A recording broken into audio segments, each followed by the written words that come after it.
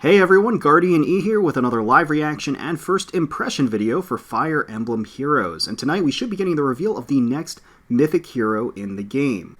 This is also going to be the banner where male Byleth from Three Houses is going to be making his debut as a summonable character. Obviously there are people with male Byleth already who have purchased Three Houses and registered and gotten him as a free gift. But this is going to be the first banner where we're able to actually pull him since male Byleth is representing, and because Three Houses just came out, Sothis seems to be kind of a frontrunner candidate for the Mythic Hero this time around. Nothing's confirmed yet, but it does feel as though they're probably hinting towards that, given that we just got the Three Heroes banner. Three Heroes just came out, male Byleth is debuting on this banner, all kinds of things. So makes sense that we would get a Sothis, or we would get a Three Heroes themed Mythic Hero for this banner.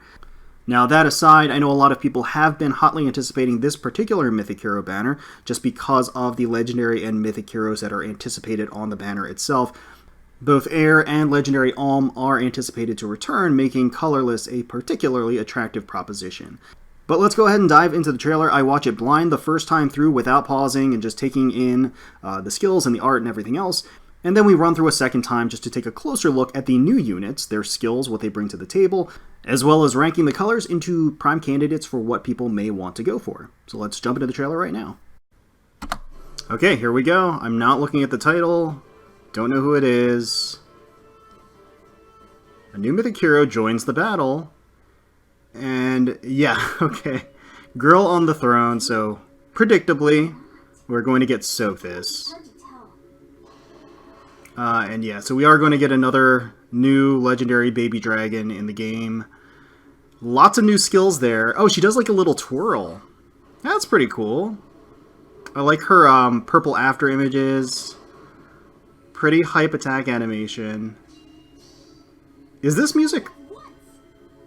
Is this her music? I guess. Okay, so... Alright, so as predicted, Sothis is here to accompany the Three Houses release, along with Fjorm, Lyn, Hector, Marth, as well as Air, Legendary Azura, got Hot Springs Ryoma, Grail, okay, Canagus, Legendary Alm, with Celica back there, and male Byleth. Yeah, that's pretty stacked, I gotta say. Oops, I didn't mean to pause it there. Okay. Alright, so Sothis is making an appearance starting on July 31st and stretching until August 7th.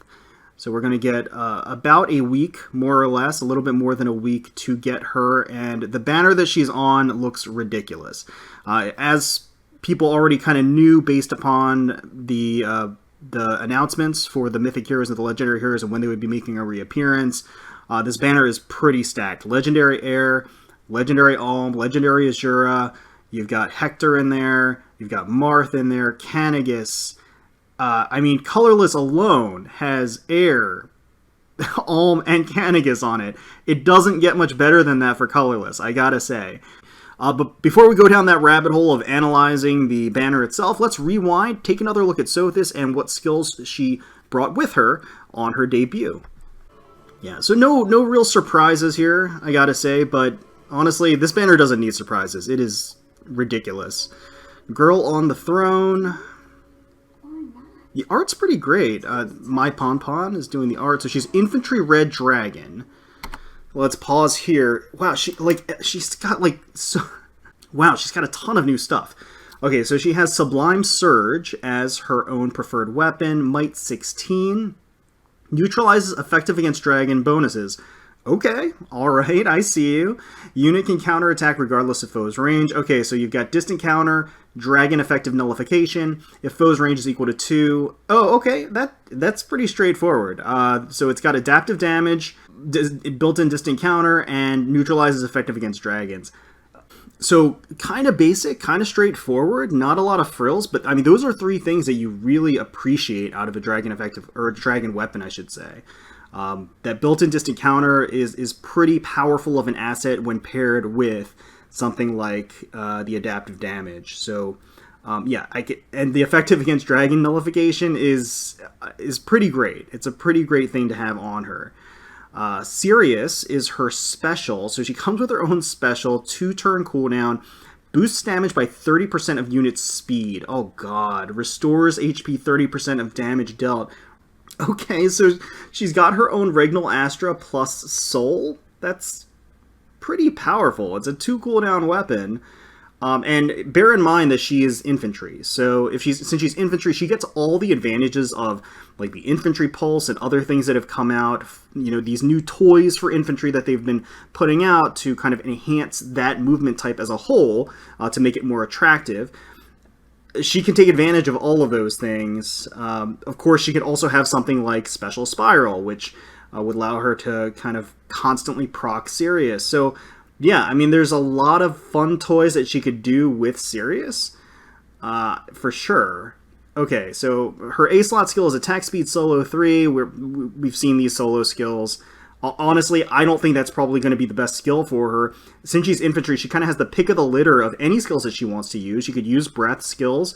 It sounds like she's going to be pretty speedy since Sirius is based upon her speed stats. So, you know, based upon that, she may be more of a player phase dragon, in which case, so you may want something like Sturdy Impact or Swift Sparrow or, you know, any number of more offensive player phase oriented skills, or even mixed phase oriented skills like Fury 4. I mean, really anything. So, Attack Speed Solo, the solo skills are interesting. I like that they're in the game. I like that it creates an interesting dynamic of team composition. But honestly, it's probably not going to be the best skill for her here, I would think. Wrath for her B-slot. We all know about Wrath. It's a great skill. Again, one of the great toys that infantry units have to reduce their cooldown. At start of the turn, if unit's HP is less than or equal to 75%, and unit's attack triggers a special, grants special cooldown -1, and deals plus 10 damage when special triggers. So just adding more damage and then getting her to heal more back once she's in the Wrath threshold. Okay, so her C-slot skill here, times Pulse 3. At start of turn, if special cooldown count is at its maximum value, grant special cooldown -1. Okay, so first things first, whenever I see fun new toys like this, I assume that they're infantry locked. So I'm just going to put that out there. It's probably infantry locked. It's probably inheritable because it's times Pulse 3. So the way I'm reading this, I don't think times Pulse works with Wrath. It says that the special cooldown condition is that the cooldown is at its maximum value, so Sirius would be at a 2-turn cooldown.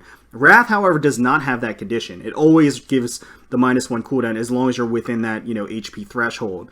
So I guess it kind of depends on which effect happens first, right? Because if you start a turn and times Pulse is the first check, then, you know, Sothis is going to be at a 2-turn cooldown. So times Pulse is like, oh, okay, let's give you a special cooldown charge. So now you're at special cooldown charge at 1, and then Wrath gives you another charge, so now you're at instant proc Sirius. Is that how it works? I'm not entirely sure. I mean, I kind of suspect that might be how it works, which, if that's how it works, that's kind of ridiculous. That might not be how it works. I might be completely wrong there, because again, I think it depends on which skill does the check first. So depending on that will basically determine the interaction between Wrath and times Pulse. But irrespective if times Pulse is not the first check, and basically they work opposite of each other, that's still fine, because times Pulse still will basically ensure that Sothis will always get a -1 charge or a +1 charge to her special at the start of a turn, regardless of the HP threshold, because Wrath has that HP condition. And honestly, she's going to be a force to be reckoned with. Sirius alone, that's special. So yeah, she comes out of the gate with a really powerful kit, and you can make modifications to fit your playstyle, I think, very, very easily. And that's special. I mean, Regnal Astra is still powerful to today. So this, you know, Sirius is really more or less just an enhanced Regnal Astra. So depending on Sothis' stat line and what her speed stat is, I mean, that is going to dish out a lot of damage. So yeah, I would be very serious about Sirius, because when that thing goes off, it's going to be bringing the hurt along with it. So let's keep going.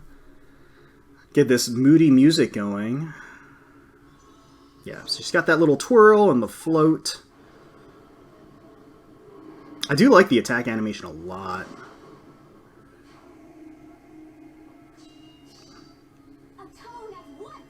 Okay. Special animation is cool as well. Alright, so that's great. She is going to be a dark hero. And yeah, so this roster is pretty stacked, pretty ridiculous. It's like Legendary Hero after Legendary Hero, basically. There's so many Legendary Heroes on this banner, and they're all powerful. And the units that aren't Legendary Heroes are, like, amazing. So let's pause here, take a look, and evaluate them as a whole. So naturally, Sothis is going to be red, and alongside her is going to be male Byleth, who is also making his debut, as well as Legendary Marth. That's ridiculous. So you've got Sothis, who we just went over her skills. I mean, she has a ton of amazing stuff. I think she would be really, really fun to use. We've got male Byleth there, which we know what his skills are. We know his weapon is the Creation Sword, which basically nullifies everything. He also comes with Distant Counter, of course, which is going to be valuable fodder should you want it. Legendary Marth is absolutely amazing. I mean, Legendary Marth is fantastic, and he remains fantastic. He also just has additional value being a legendary hero. So red is stacked. Red is super, super stacked. And then when we move on to colorless, which is the color that I was touting about before, legendary Alm, Air, and Canagus. That is absolutely ridiculous. I would say that colorless is, despite how amazing red is on this banner, colorless is even better than it. Any one of those heroes is fantastic to get. Canagus is amazing. Legendary Alm is fantastic. Air, if you want to rank up or sustain your rank in Ether Raids, Air makes your life a lot easier. So she's worth getting, and she's just a great unit in general. I mean, getting merges on your Air generally isn't a bad thing, but also getting multiple Airs isn't a bad thing for Ether Raid scoring as well. So honestly, I would put, colorless and red either neck and neck, or colorless maybe even above it, because both of those bring so much to the table, so much utility, and so much value to an account.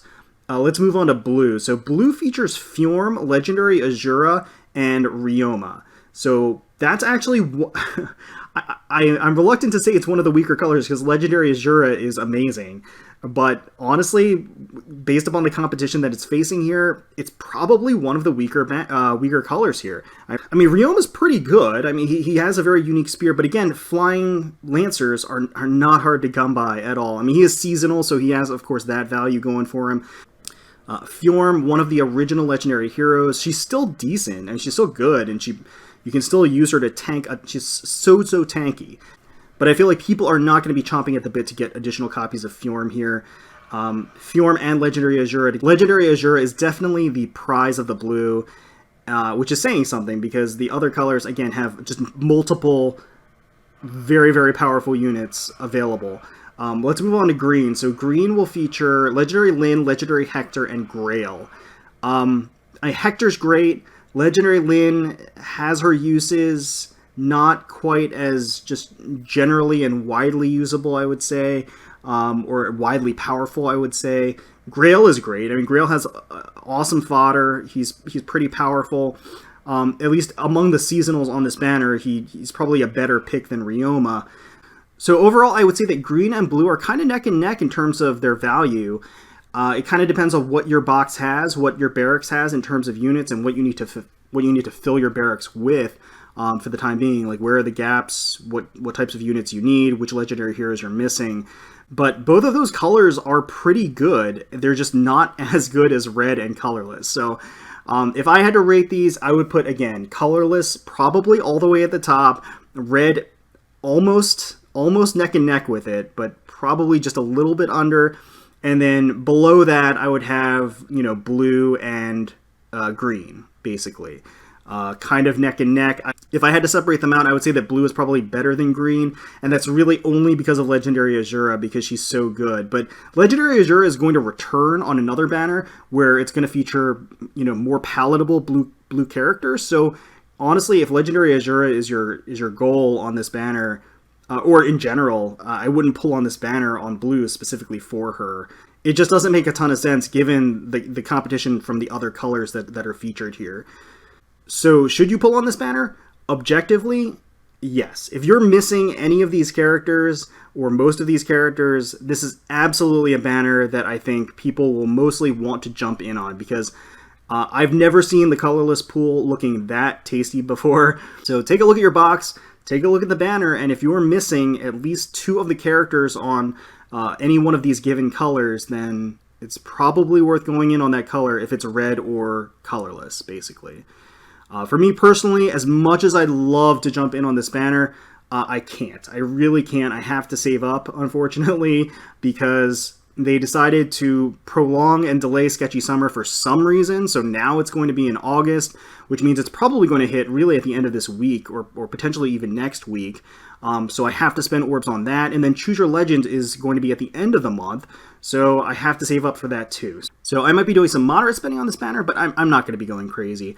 But I would highly recommend this banner to all of you out there that want to kind of build up your barracks, because I would say that this is easily one of the most stacked banners we've ever had. So yeah, worth your orbs. If you've got them, it's worth spending on this banner. So let me know in the comments below if you're going to be diving in on this, who your targets are going to be. I wish you the best of luck. I hope you get everything that you're looking for. Hopefully you enjoyed watching the trailer with us for the first time. If you did, please feel free to leave us a like, comment, and subscribe to the channel for more Fire Emblem Heroes content. We thank you all taking some time out of your day to spend with us. We really, really do appreciate it. And until next time, let's protect those skies.